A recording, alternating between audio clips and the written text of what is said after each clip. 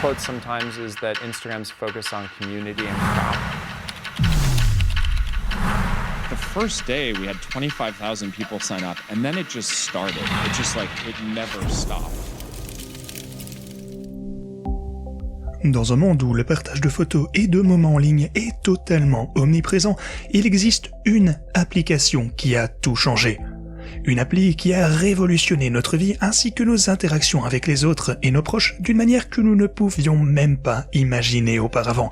Une application qui est devenue synonyme de médias sociaux et la plateforme ultime pour l'expression créative de soi. Vous l'avez peut-être déjà utilisée ou au moins en avoir entendu parler, il s'agit d'Instagram. Mais alors, comment Instagram a-t-il vu le jour? Qui étaient ses créateurs visionnaires? Comment cette idée s'est-elle développée et qu'est-ce qui l'a amené au succès monumental? Cette histoire retrace l'incroyable parcours d'Instagram, de ses modestes débuts à sa percée révolutionnaire en tant qu'une des applications les plus grandes et les plus influentes de notre époque. Il s'agit d'une histoire pleine de découvertes, de créativité et de foi inébranlable dans la vision qui allait tout changer. Dans cette vidéo, nous allons également aborder la face cachée de cette application.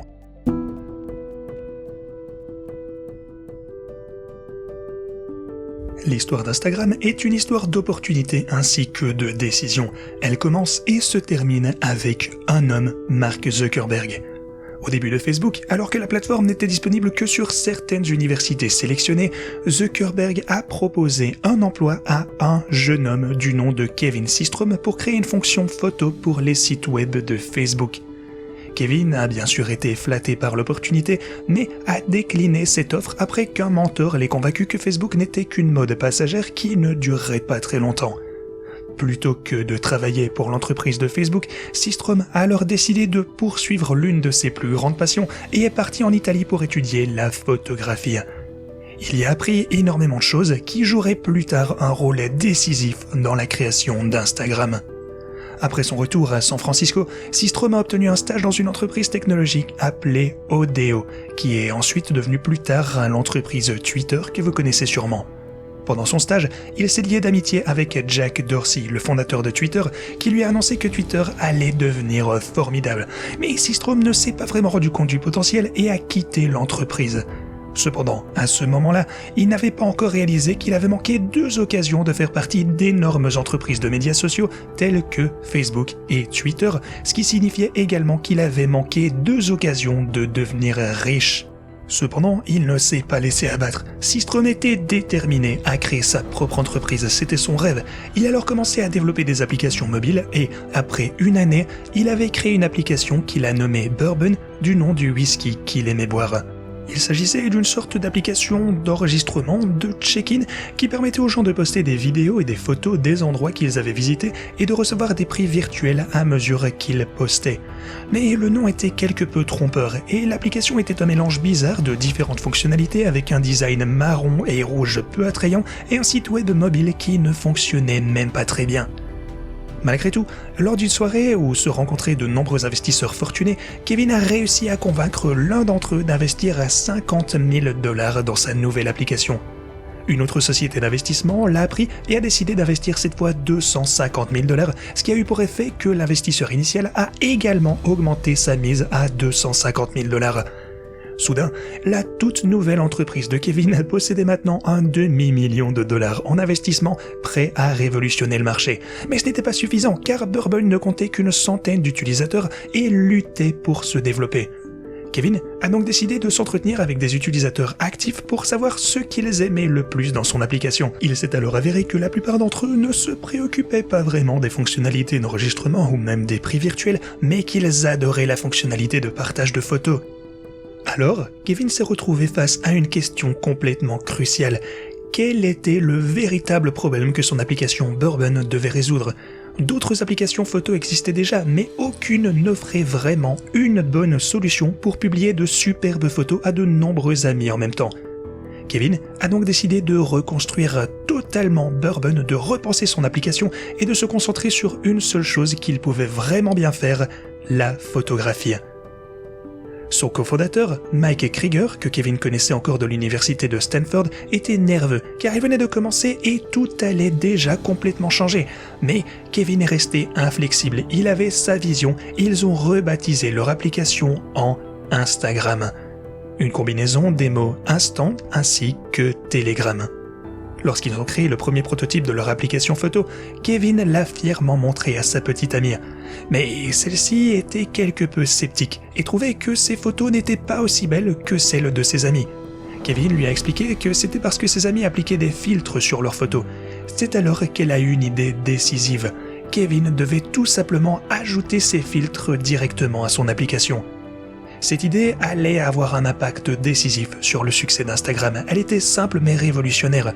Kevin s'est rendu compte que d'autres applications de filtres existaient déjà, mais qu'aucune d'entre elles n'offrait de communauté dédiée au partage de ces images et qu'il n'était pas facile de publier ces images sur d'autres plateformes de médias sociaux. Instagram allait résoudre ce problème, c'était décidé. Grâce à son expérience de la photographie et à l'utilisation de Photoshop, Kevin a pu créer une série de filtres qui ont permis aux utilisateurs de donner immédiatement un aspect plus professionnel à leurs photos. Kevin et son partenaire ont donc travaillé sans relâche sur leur application et l'ont finalement publié le 6 octobre 2010. Même dans les rêves les plus fous de Kevin, il ne pouvait pas prévoir ce qui allait se passer par la suite.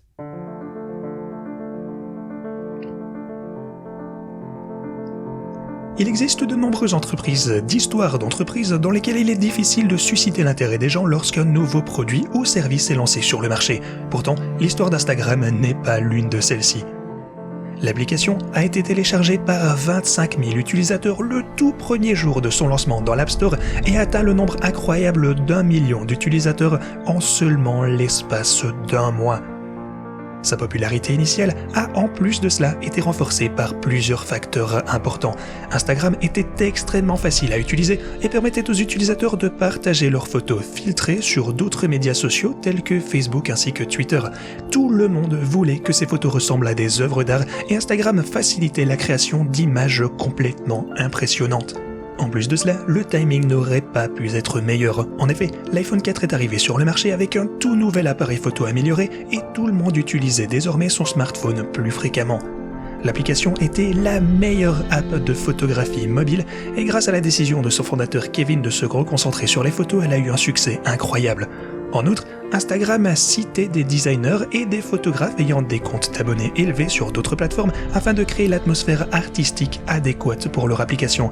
Instagram est devenu complètement viral, mais les serveurs ne pouvaient pas gérer tous les nouveaux utilisateurs. Kevin est devenu de plus en plus stressé à mesure qu'Instagram tombait en panne, une situation qui s'est aggravée lorsque des célébrités telles que Justin Bieber l'ont rejoint.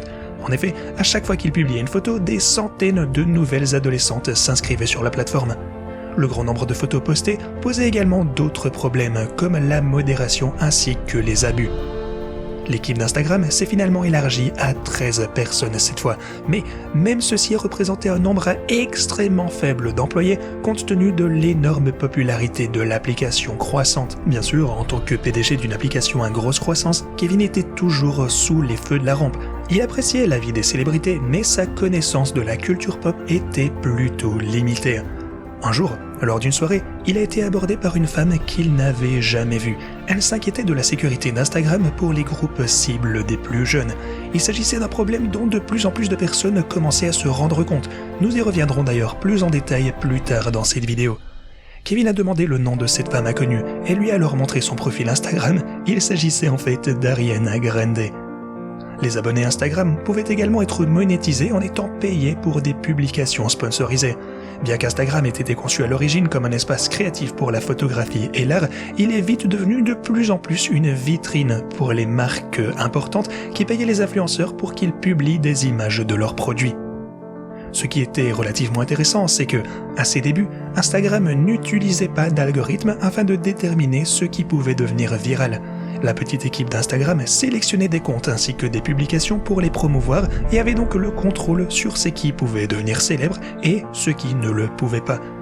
L'ironie est que Instagram ne gagnait en fait pas d'argent au cours des premières années, car il n'y avait pas encore de modèle de publicité ou même de monétisation. Malgré tout ceci, la plateforme est devenue une partie importante de la vie sociale des millions de personnes qui l'utilisaient dans le monde entier. Kevin a d'ailleurs compris qu'il devait changer quelque chose. Il ne pouvait pas laisser des jeunes gens se mettre en danger simplement parce qu'ils étaient sur Instagram. Ariana l'avait secoué. Il avait décidé de faire quelque chose immédiatement. Il savait bien entendu que la tâche serait difficile, mais il était prêt à tout pour rendre Instagram plus sûr que jamais et plus créatif bien sûr. C'est alors qu'il a commencé à réunir une équipe d'experts qui connaissaient bien les questions de sécurité ainsi que de protection des mineurs. Ils ont travaillé jour et nuit afin d'améliorer la plateforme et minimiser les risques pour les jeunes. Ensuite, ils ont développé de nouveaux algorithmes afin de s'assurer que les contenus dangereux n'étaient pas diffusés et ils ont travaillé en étroite collaboration avec les autorités chargées de l'application des lois afin de s'assurer que les violations de la loi étaient immédiatement signalées et punies au mieux. Kevin était fier de ce que son équipe venait d'accomplir. Instagram est devenu plus sûr et plus créatif que jamais. L'objectif était rempli. Les gens pouvaient à nouveau se concentrer sur ce qui avait fait la grandeur d'Instagram, la créativité et l'inspiration. Le plus étonnant est que tout ceci partait du fait qu'une célèbre chanteuse du nom d'Ariana Grande avait pu attirer l'attention de Kevin sur les inquiétudes concernant la sécurité d'Instagram pour les groupes cibles les plus jeunes. Mais même si Instagram était devenu l'un des réseaux sociaux les plus populaires du monde entier, les problèmes ne feraient que commencer pour l'entreprise de Kevin. Et d'ailleurs, comme si tout ceci ne suffisait pas à s'ajouter à la note, Kevin a reçu un fameux appel d'une ancienne connaissance qui était cette fois sérieusement intéressée par l'achat d'Instagram. Ceci allait tout changer.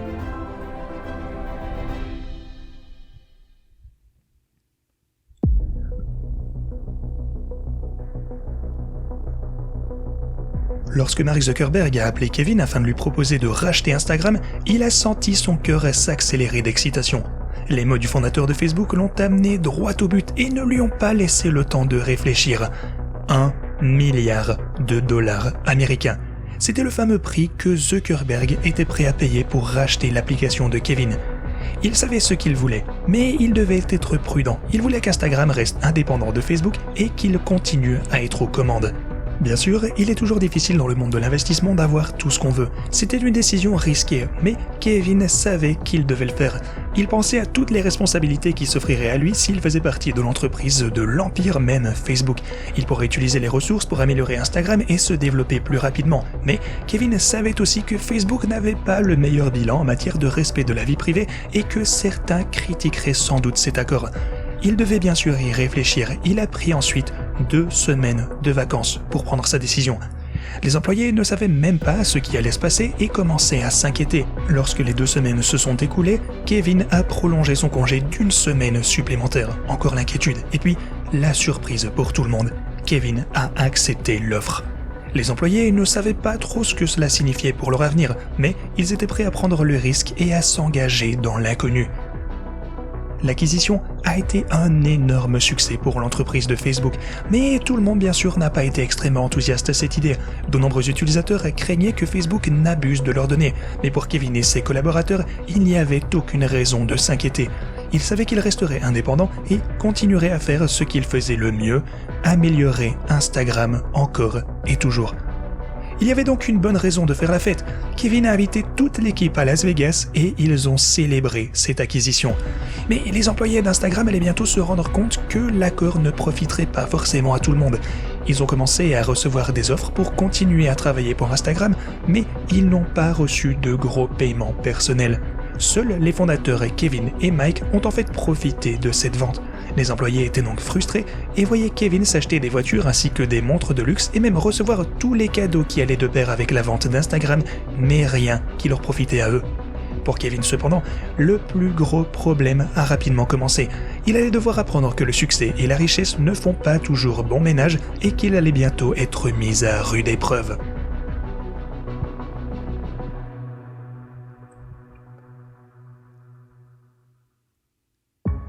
Instagram prétend qu'il a désormais le droit de vendre vos photos sans paiement ni notification et qu'il n'y a aucun moyen de se désinscrire. Des articles comme ceci ont commencé à apparaître après la vente de Facebook. Des informations ou pas, cela a quand même fleuri de tous les côtés. En raison d'un changement dans les conditions d'utilisation d'Instagram, le hashtag #DeleteInstagram a commencé à se répandre partout et Instagram a dû rapidement faire marche arrière et modifier la formulation de leurs termes et conditions. Mais Instagram a été confronté à des problèmes bien plus importants que ceux-ci par la suite. Comme Instagram n'exigeait pas de ses abonnés ni de ses utilisateurs qu'ils utilisent leur vrai nom, il était beaucoup plus facile de créer des comptes anonymes. Ainsi, de plus en plus de harcèlement, de haine et même de contenus illégaux ont commencé à être publiés, y compris une multitude d'escroqueries et, dans certains cas extrêmes, des terroristes ont recruté via Instagram et ont organisé secrètement leur contenu grâce à des hashtags cachés. En plus, la traite des êtres humains a également fait partie des sujets abordés. La traite des êtres humains était une réalité cruelle qui touche de nombreuses personnes dans le monde entier. Mais ce que beaucoup de personnes ignorent, c'est qu'une grande partie de la traite des êtres humains a désormais lieu en ligne.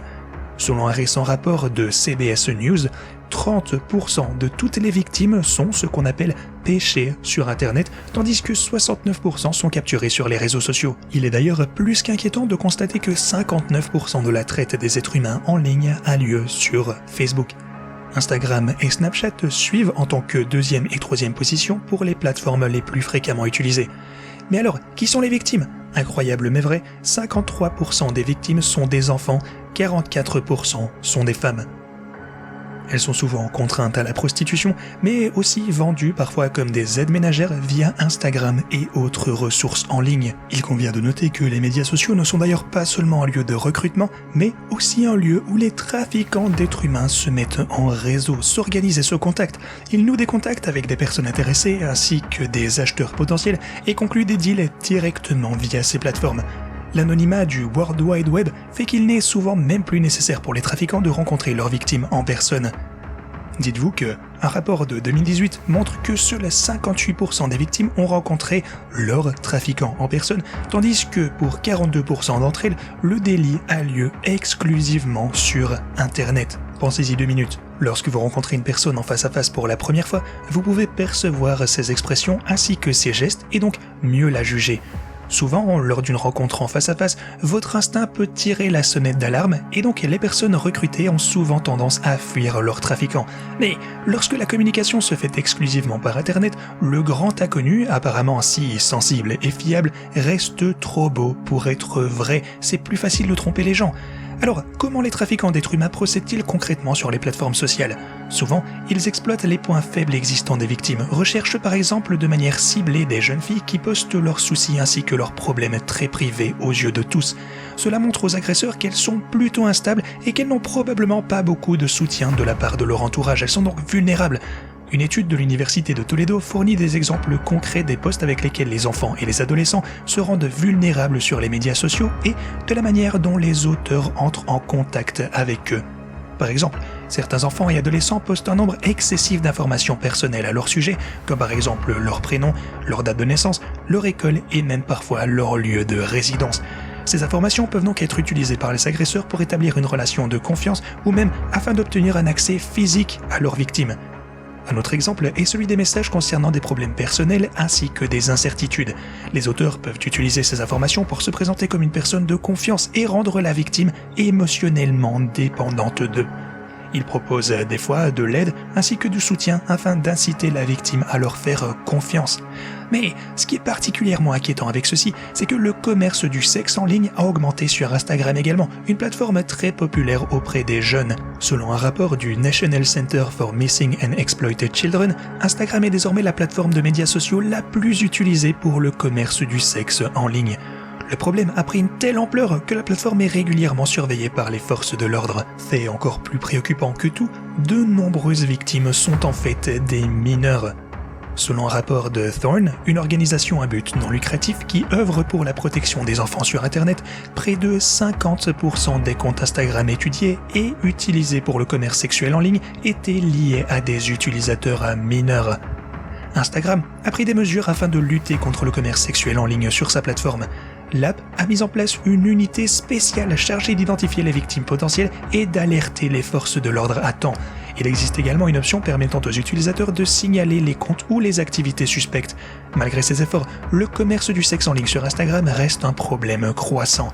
Il nous appartient donc à tous d'être vigilants et de signaler toute activité suspecte afin de contribuer à mettre un terme à tous ces crimes odieux.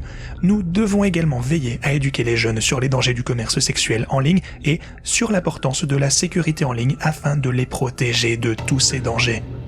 D'innombrables rapports ont également émergé sur les effets négatifs d'Instagram sur la santé mentale des gens, montrant cette fois une corrélation claire entre l'utilisation d'Instagram et l'anxiété et la dépression. Mais ceci s'est également considérablement aggravé en 2021, lorsque le Wall Street Journal a confirmé que Facebook savait depuis des années qu'Instagram était néfaste pour son nombre d'utilisateurs. Ils ont toutefois caché ces données aux législateurs ainsi qu'au grand public. Les documents internes de Facebook ainsi que d'Instagram ont également fait l'objet de fuites, de sorte que l'entreprise a dû mener ses propres recherches et découvrir qu'Instagram était toxique pour un pourcentage considérable de ses utilisateurs, en particulier bien sûr comme toujours les adolescents. Il y est démontré que l'entreprise aggrave les problèmes d'image corporelle chez un adolescent sur 3. Une autre étude interne a révélé que 13 adolescents britanniques ayant des idées suicidaires pouvaient attribuer leurs pensées à l'utilisation excessive d'Instagram. Le pire est que tout ceci provient des propres recherches de l'entreprise et plusieurs lanceurs d'alerte ont depuis accusé Instagram de faire passer des profits totalement astronomiques avant le bien-être de ses utilisateurs. Certains des premiers employés d'Instagram étaient également devenus déprimés par la culture qui était en train de se développer sur la plateforme bien aimée. Ils ont observé comment certains utilisateurs amélioraient leurs photos avec Photoshop afin de paraître plus beaux ou utilisaient des applications comme Facetune ainsi que Lightroom pour ajuster la blancheur de leurs dents ou même se faire paraître plus minces. Cela a bien sûr augmenté les exigences de ce qui était considéré comme digne d'Instagram et a créé encore plus de craintes et de comparaisons. Il en va de même pour les likes ainsi que les followers. Beaucoup de personnes ne réalisent en fait pas combien d'utilisateurs sont membres de bots qui se like et se follow les uns les autres afin de gonfler leurs statistiques Instagram. Ou pire encore, combien de comptes ont littéralement acheté sur des sites tierces de faux followers ou des faux likes. On peut même également garantir que de nombreux gros comptes Instagram ont affiché des publicités pour promouvoir leur profil, ce qui est en fait tout à fait acceptable, mais cela donne aux gens l'impression qu'ils ne peuvent pas rivaliser avec leurs propres statistiques et leur popularité, car ils ne voient pas ce que d'autres personnes ont fait dans les coulisses pour atteindre ceci. Le Royal Society for Public Health a qualifié Instagram de pire application au monde pour la santé mentale des jeunes. Selon leur rapport, le fait de voir constamment leurs amis en vacances ou leurs activités nocturnes peut donner aux jeunes l'impression qu'ils ratent quelque chose alors que tout le monde profite de la vie, ce qu'on appelle le FOMO, le Fear of Missing Out. Instagram était devenu un élément phare de la vie des gens, mais il ne montrait pas seulement leur vie réelle, mais aussi la création d'une image publique. Est alors apparu le mouvement le plus problématique que l'on connaît toujours pour Instagram. Les gens ont commencé à faire des choses uniquement pour prendre une photo à poster sur Internet. Le National Geographic a par exemple écrit sur la manière dont Instagram a changé la façon de voyager. Il y avait une falaise photogénique en Norvège qui a connu une augmentation d'environ 8000% de tourisme simplement parce qu'il s'agit d'un endroit formidable pour une photo Instagram. Les gens faisaient la queue pendant parfois des heures et s'y faisaient prendre en photo sans fin pour obtenir la pose et l'angle parfait. Puis, il y a eu d'autres incidents, comme un champ de coquelicots qui a été ravagé par des gens qui marchaient dessus pour prendre leur photo parfaite pour Instagram. La photo était devenue plus importante que l'expérience en elle-même et certaines personnes ont même commencé à prendre des photos dangereuses, comme se suspendre sur le flanc d'un bâtiment afin d'obtenir des photos plus audacieuses qui pourraient ensuite attirer plus de personnes et devenir virales. Une étude a découvert qu'entre 2011 et 2017, il y a eu 259 décès lors de tentatives de selfie. Il y a eu également plusieurs histoires déchirantes, comme celle par exemple de Molly Russell. Elle avait à l'époque 14 ans et elle s'est suicidée après avoir regardé des documents graphiques sur l'automutilation ainsi que le suicide trouvé sur Instagram. Après sa mort, sa famille a découvert que des publications perturbantes sur l'anxiété, la dépression, l'automutilation et le suicide lui avaient été suggérées par l'application. Son père a déclaré qu'il pensait qu'Instagram avait en quelque sorte tué sa fille. Bien sûr, il est important de reconnaître qu'Instagram est une application gratuite. Personne, en quelque sorte, ne force personne à l'utiliser et les gens peuvent publier et suivre qui ils le veulent. Instagram a également pris des mesures afin de s'attaquer à certains de ses problèmes de santé mentale, comme le fait de masquer le nombre de likes sur les photos des autres utilisateurs, et ce, dans une optique de réduire la pression perçue lors de la publication et donc de la comparaison des likes. Mais jusqu'en 2018, il y avait une personne qui en avait complètement assez d'Instagram, et cette personne était l'homme qui l'avait créé.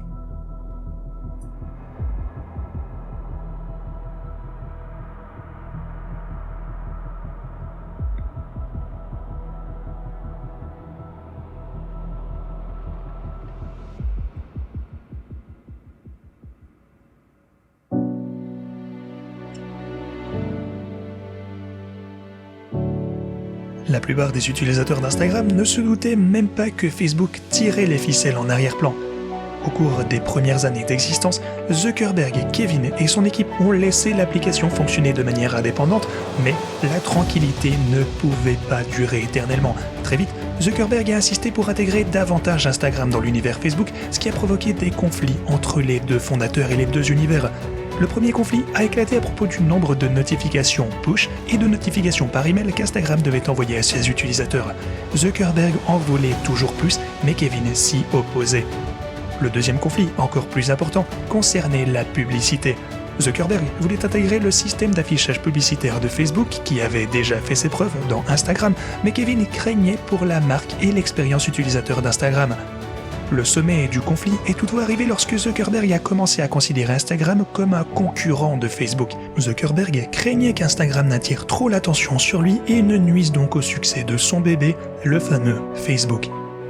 Les tensions entre Kevin et Mark n'ont donc fait qu'augmenter, jusqu'au moment où Kevin finisse par annoncer sa démission. Les employés d'Instagram ont été choqués et ne pouvaient pas imaginer Instagram sans son créateur. Mais l'entreprise devait continuer et a finalement été rebaptisée Instagram from Facebook. Depuis lors, l'intégration d'Instagram et de Facebook s'est bien sûr accrue, ce qui a entraîné une augmentation de la publicité et des recommandations personnalisées selon la vision de Zuckerberg. Malgré tout, Instagram continue à avoir du succès au quotidien, notamment grâce à la fonctionnalité innovante de Story, copiée sur Snapchat à l'époque, qui permet aux utilisateurs de publier des contenus sans attendre la perfection. Voilà qui conclut notre histoire d'aujourd'hui. Alors que chacun aura un avis différent sur le fait qu'Instagram soit bon ou non pour notre société, il est totalement indéniable qu'il s'agit d'une incroyable success story. Ce qui a commencé comme une application déroutante appelée Bourbon est ensuite devenu une partie énormément influente de la vie de presque tout le monde aujourd'hui. Il y a donc une leçon claire à en tirer. Écoutez vos utilisateurs et corrigez le tir si quelque chose ne fonctionne pas plutôt que de continuer à l'aveuglette. La décision de Kevin de changer de nom et de se concentrer sur le fait de faire quelque chose de vraiment bien a été déterminante pour le succès précoce de l'application. Aujourd'hui, Kevin lui-même n'utilise plus beaucoup Instagram. Cela fait des centaines de semaines qu'il n'y a rien publié. Cela signifie peut-être qu'il est arrivé à la même conclusion que beaucoup d'entre nous. Parfois, les meilleures expériences sont celles où l'on pose l'appareil photo, où l'on s'engage pleinement dans le moment présent pour en profiter et où l'on se rend compte qu'en fait, on n'a jamais vraiment besoin d'un filtre.